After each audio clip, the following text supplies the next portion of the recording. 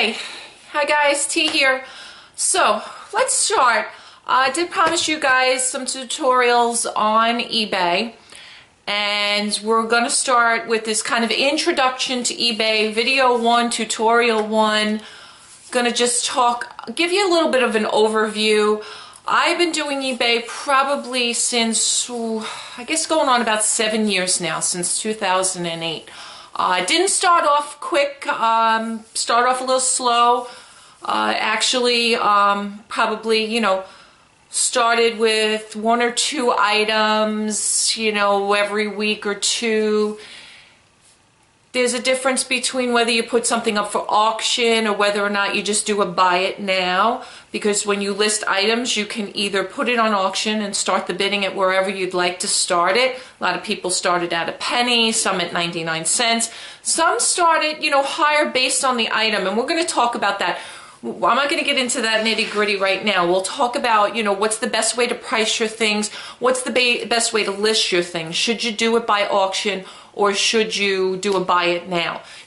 Some items sell well by auction, some items sell well by buy it now, and you will need to do some research to see which is better. I'll do a tutorial video down the line to kind of categorize or say what things sell better auction versus buy it now. But the one advantage, disadvantage that I could say for either of them, just so you guys know in case you want to get started before I put that tutorial up, is, buy it now, you don't have to wait for the auction to be over. So, if you want to get something up and you want to get paid as soon as it sells, the buy it now is the great way to go, because you could do something on auction, it may not sell the first time, may not even sell the second time. Depending on what people are looking for. So you could waste 7 days up on an auction, and meanwhile, if somebody really wanted it and they wanted it, right away, sometimes instant gratification for people, they need to have it now, the buy it now works better. The difference is you are, kind of setting a price. If it's not selling, obviously you may be setting it a little bit too high. Sometimes if it sells really quickly, you think, ooh, did I price it too low? Sometimes no, it's all just about, the luck of, somebody just happens to be looking for it. It's really hard to pinpoint, if you've listed it correctly or not. Now, the downside sometimes to an auction, besides, the 7 days that you have to wait to get paid, is, you set a price. So a lot of my stuff I put up on auction, again, it's going to depend on what it is. Definitely always start, 99 cents, $1.99, $9.99. Again, it's going to depend what it is. You're hoping that it gets bid up. If it doesn't, and you get one bidder, you could potentially be giving something away for, let's say, 99 cents or $1.99, where you were hoping to get, 5, 6, 8, 12, 15, who knows, that's the downside sometimes to an auction. Both work, completely up to you guys. I do a mixture of both. I'm a store on eBay, and we'll talk about how to open a store on eBay, and if it behooves you to be a store or just to be a regular eBay lister, because there are maximums that you can list as just an ordinary person not being a store. There's discounts you get as a store, but you got to be selling enough to, pay the subscription fees and things like that. I mean, right now, here I am 7 years later, I am a store. I probably list anywhere new in a month, probably 100 to 250 items.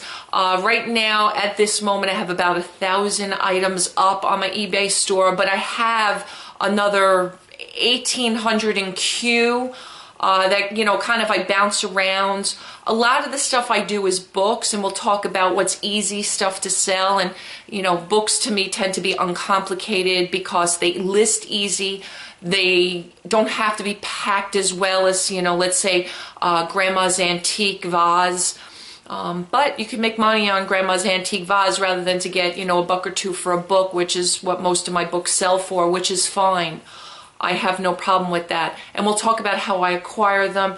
Where do I get the stuff that I sell? We're going to do a tutorial on that. Now, one of the big things that you should know about eBay is you need to have a PayPal account. A PayPal account is really important, and my next video is going to be on how to open a PayPal account. It's really fast, it's really simple, but you have to have one in order to sell on eBay. It's the only thing that they will do to accept payment. It's kind of like here on YouTube, if you have a fan funding page, you can only use Google Wallet. Well, the same thing is if you sell on eBay, you can only use PayPal. And we'll talk about how to open that account. PayPal obviously gets a cut of your money as well as eBay, and there's, you know, going to be sliding scales based on, you know, what you sell, volume that you sell, and so on and so forth. PayPal is going to be a little less complicated when it comes to how much they get. It's pretty much flat across the board. It doesn't matter if you sell, you know, a book, a surfboard, a car, a fur coat. Regardless, it's going to be a percentage of the sale, and it's a flat, you know, percentage. When it comes to eBay, they have categories based on what you're selling. Are you selling clothing, automotive, books, antiques, collectibles, things like that. So they have different percentages based on. They also do have some categories that have caps, and they do run specials from time to time, especially when you're a store. When you're a store, you get lots of specials. So I do get a lot of specials, and I try to take advantage of them, you know, as much as possible, because they do charge you per listing, regardless if you sell on your own or you sell as a store. So a lot of times for stores, they have special promotions. I believe the promotion going right now for the next 7 days, and they vary. But the one that just came up between the 22nd and the 26th was 1,000 free listings. So that's not bad. I can put 1,000, you know, items up for free. I still have to pay the final fee for whatever it sells for, but it doesn't cost me, you know, the charge to actually list the item. And those are going to vary too based on what you sell and if you're a store or not a store. And there are levels also of stores. But we'll get into all that. We'll talk about that. That's just kind of a basic overview. And then, you know, we'll talk about how you actually put up a listing, right? So how do I actually go about? How do you take the pictures? How many pictures should you put up? What is the minimum? What is the maximum? Do I have to put a picture up? You'll see on eBay, they do provide what they call stock photo. So eBay provides a stock photo. If there's a stock photo available, you might be able to use it.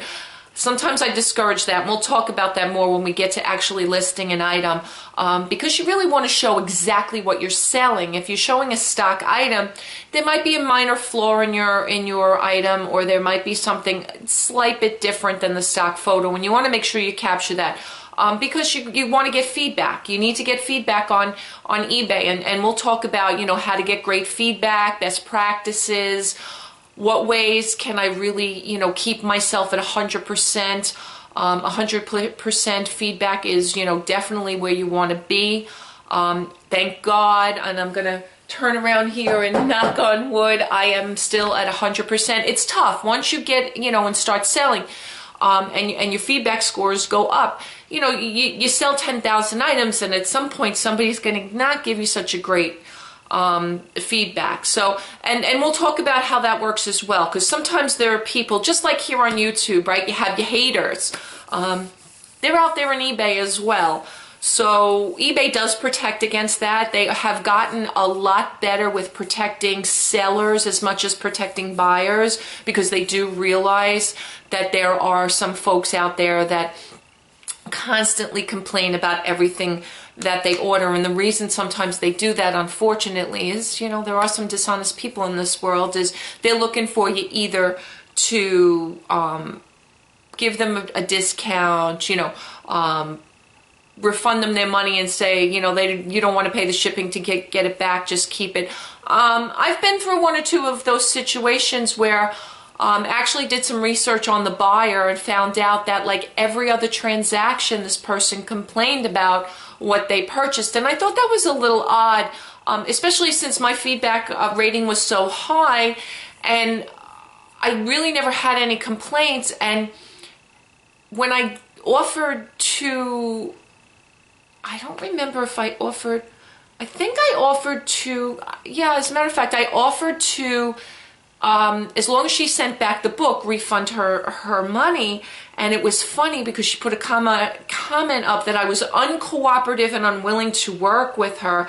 And that is because I believe, after looking at the feedback from other folks and what she had left for other people, she was looking for a discount. She was looking to get, and unfortunately you will run into that. It happens. There are just those people out of there. But I'm here to tell you 7 years later, I'm still doing it, still going strong, works for me. And thank God I wasn't burned in a way that it turned me off, because I do love it. It is another income for me. You know, I first started, I'll tell you a quick story. The first thing that I did sell on eBay way back when I first started was my husband's grandmother's china. Now it sounds, oh my God, what did you do that for? Because I'm going to tell you why. It moved from when his grandmother passed away to his very first apartment to his very first home.